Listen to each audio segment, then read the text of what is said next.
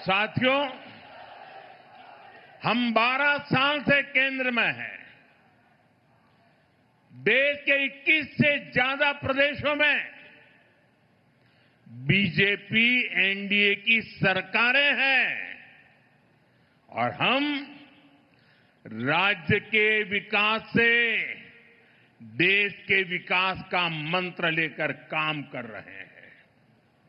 लेकिन दूसरी तरफ आप कांग्रेस को देखिए, जिस पार्टी को 40 साल पहले 400 से अधिक सीटें मिली थी, वो पिछले 3 इलेक्शन में सब कुछ मिलाकर भी 100 का आंकड़ा छू नहीं पा रहे हैं। लेकिन कांग्रेस और उसके साथियों का अहंकार इतना अधिक है कि अपनी पराजय के लिए भी वो पूरी दुनिया को दोष दे रहे हैं। संविधान, लोकतंत्र, संवैधानिक प्रक्रियाएं, कोर्ट, इनके प्रति भी घृणा मेरे सार्वजनिक जीवन में मैंने कभी भी किसी भी मेन स्ट्रीम पॉलिटिकल पार्टी को ऐसा करते हुए नहीं देखा था। वो इतनी निराशा की गर्त में डूबे हुए हैं कि गाली गलौज के सिवाय, बद्दी भाषा का प्रयोग करने के सिवाय अब उनके पास कोई एजेंडा नहीं बचा है। साथियों, बीजेपी की सरकारों के लिए लोक कल्याण सर्वोपरि है और ये शब्द नहीं है, हमने जी करके दिखाया है। तभी तो 25 करोड़ लोग गरीबी से बाहर निकले हैं। हमारा मंत्र सबका साथ, सबका विकास का है। हमारा मॉडल गुड गवर्नेंस का है। इसलिए हर राज्य में जनता बीजेपी को दूसरी बार, तीसरी बार फिर से सेवा करने का अवसर देती है।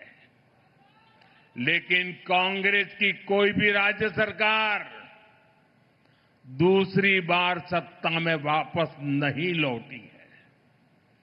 सरकार बनने के कुछ ही महीनों में कांग्रेस के प्रति एंटी इनकम्बेंसी शुरू हो जाती है। ऐसा इसलिए है क्योंकि कांग्रेस को सिर्फ विश्वासघात करना आता है। ये खुद भी झूठे हैं और उनकी गारंटियां भी झूठी है। कांग्रेस की सत्ता की किताब में गवर्नेंस का चैप्टर तो है ही नहीं है। यहां कर्नाटका में भी पिछले 3 साल से हम यही देख रहे हैं। जनता की समस्याएं सुलझाने के बजाय यहां की सरकार का ज्यादातर समय आपस के झगड़े सुलझाने में लग रहा है। ये तय नहीं हो पाता है कि ये मुख्यमंत्री कितने दिन रहेंगे। ये तय नहीं हो पाता कि दूसरे को मौका मिलेगा कि नहीं मिलेगा, लटकाए रखा है। इतना ही नहीं, ये मैं देख रहा हूं इनकी इकोसिस्टम, तमिलनाडु में प्रक्रिया चल रही थी और इनकी इकोसिस्टम दिल्ली में बैठे बैठे देश को गुमराह करते थे कि देखो 4 तारीख को नतीजे आ गए, 5 हो गई, 6 हो गई, 7 हो गई, 8 हो गई, तमिलनाडु में सरकार नहीं बन रही है। अरे भाई, केरल में तो पूर्ण बहुमत है, वहां तो बना लो। ये इकोसिस्टम केरल के लिए चुप है, नेता नहीं तर्क पा रहे। 2.5 साल की फॉर्मूला करे कि एक एक साल के 5 मुख्यमंत्री की फॉर्मूला करे, अभी तक उनको नतीजा हाथ नहीं लग रहा है। और अपने पार्टी के नेताओं को भी वादे करना और फिर पीठ में छुरा भोंकना। छत्तीसगढ़ में वही किया, राजस्थान में वही किया, कर्नाटका में अभी भी वो खेल चल रहा है, अब केरला की बारी है। साथियों, हिमाचल में तो कांग्रेस सरकार के हालत सुनकर के आप हैरान हो जाओगे। ये इनकी इकोसिस्टम है, मीडिया वाले बाहर बात आने नहीं देते। हिमाचल की हालत ये है, वे सरकारी कर्मचारियों को उनकी सैलरी तक नहीं दे पा रहे हैं। इधर तेलंगाना में क्या हाल है? किसानों को आत्महत्या के लिए मजबूर होना पड़ रहा है। यानी कांग्रेस जहां पर भी है, वहां या तो शाही दरबार की खातिरदारी में खजाने की लूट हो रही है, या लूटे हुए पैसों के लिए झगड़ा हो रहा है। साथियों, कांग्रेस की पहचान आज एक परजीवी पार्टी की बन गई है, और इसलिए वो पहला मौका मिलते ही अपने साथियों के साथ भी विश्वासघात करती है। और इसलिए ही कहा जाता है कि कोई ऐसा सगा नहीं जिसे कांग्रेस ने ठगा नहीं। अभी तमिलनाडु में ही देखिए, 25-30 साल से कांग्रेस का डीएमके के साथ घनिष्ठ संबंध था। डीएमके के साथ गठबंधन ने कितनी ही बार कांग्रेस को संकटों से बाहर निकाला, और 2014 के पहले 10 साल उनकी जो सरकार थी, वो भी डीएमके के कारण टिकी थी। लेकिन क्या हुआ? जिस डीएमके के साथ 25-30 साल का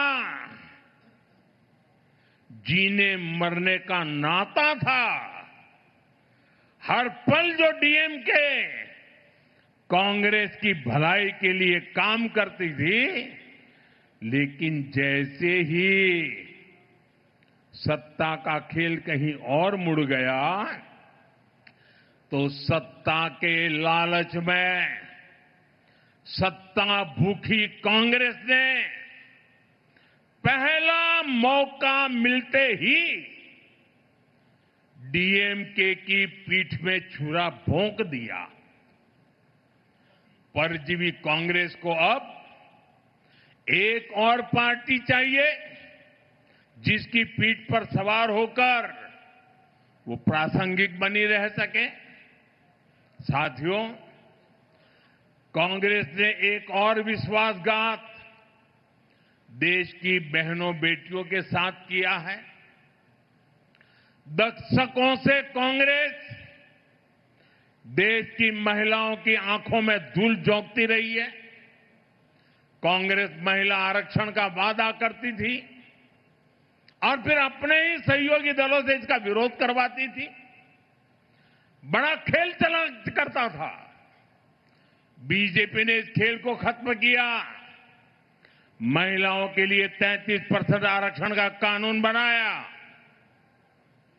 लेकिन साथियों, कांग्रेस देश की सबसे बड़ी नारी विरोधी पार्टी है। इसलिए कांग्रेस ने संसद में नारी शक्ति वंदन संशोधन को गिरा दिया। ये संशोधन अगर पास हो जाता तो लोकसभा में कर्नाटका की सीटें कहीं अधिक हो जाती, बढ़ जाती। कर्नाटका से बहुत बड़ी संख्या में बहनें, बेटियां एमएलए बनती, एमपी बनती, देश का भाग्य निर्णय करने में भागीदार बनती। लेकिन कांग्रेस ने ये नहीं होने दिया। देश की नारी, कर्नाटका की महिलाएं कांग्रेस को इस पाप के लिए कभी माफ नहीं करेगी।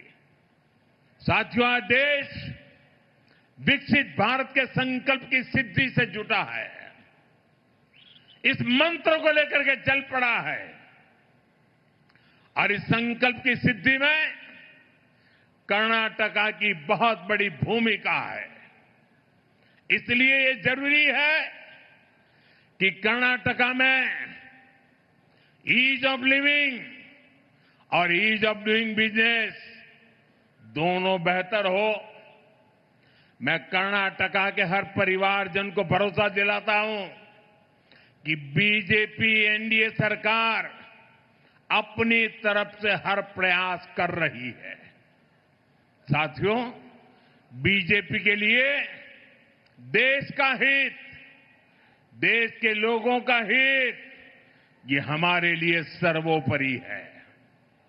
आप देख रहे हैं कि इस समय वैश्विक स्तर पर किस तरह की चुनौतियां हैं। वेस्ट एशिया में संकट की स्थितियां लगातार बनी हुई है। युद्ध के इस माहौल का बहुत नकारात्मक असर पूरे विश्व पर पड़ा है और भारत भी इससे प्रभावित हो रहा है। हमारे नार प्रभु केम्पेगौड़ा जी कर्तव्य पालन की मिसाल रहे हैं।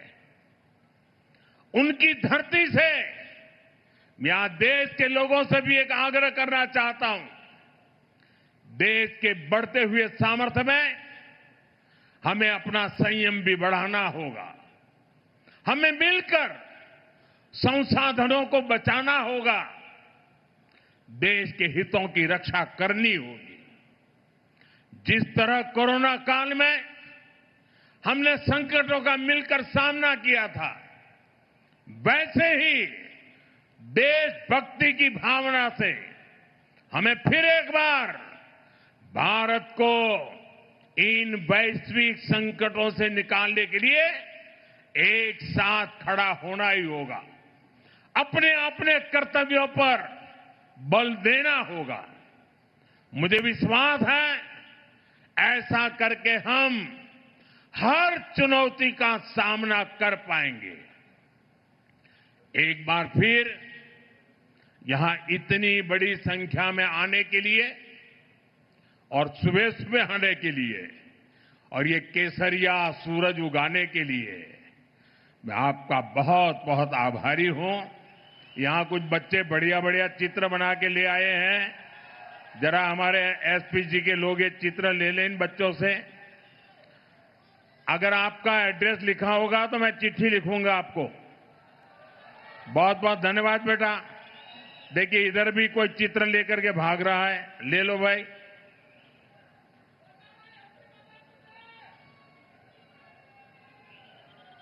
भारत माता की, भारत माता की, भारत माता की। धन्यवाद।